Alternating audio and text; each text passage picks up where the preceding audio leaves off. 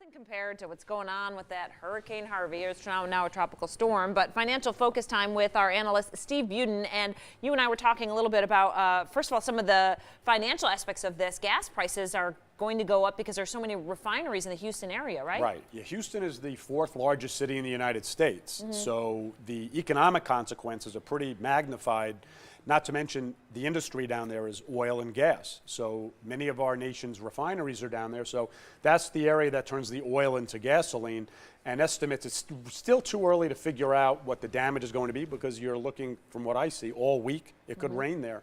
But anywhere from 10 to 15 cents a gallon of gas would not surprise me if it goes up that much. Wow, that's a big deal. And you and I were also talking about insurance. A lot of people in that area don't have insurance, and I was asking why, but I guess they wouldn't expect a little bit more north to have this type of flooding? Yeah, reading a little bit about this, unless you live in what's called a flood zone, you're not required to have flood insurance. Now, homeowners insurance does not cover a lot of these damages.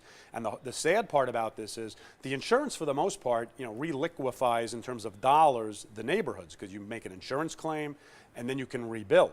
If a lot of these folks don't have that insurance, it's going to take federal aid, and FEMA, the federal government program, has already received over 400,000 requests. So it's pretty severe. When it's a city this large, it really will test the limits of what kind of assistance the government can provide here. Right. Okay, let's talk about Amazon and Whole Foods. This is a big thing.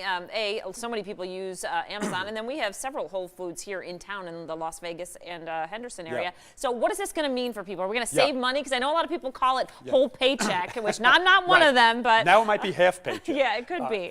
The next 2 points here are good for the consumers. The deal closes today. Beef, eggs, milk. Amazon has already announced you could buy Amazon Echoes in Whole Foods now, and ultimately the consumer wins here. Now, whether Whole Foods lowers their prices enough to draw shoppers from your more traditional Smiths or Albertsons or Vons remains to be seen, but I think Amazon is willing to turn Whole Foods in the short run into what's called a loss leader.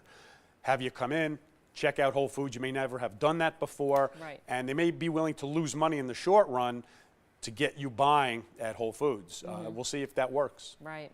And then we wanted to talk about taxis. This is interesting because so many people were saying that the taxis were really against Lyft and Uber starting because they were going to lose ridership, lose money, and they are. Yeah, and you can see why they were worried, right?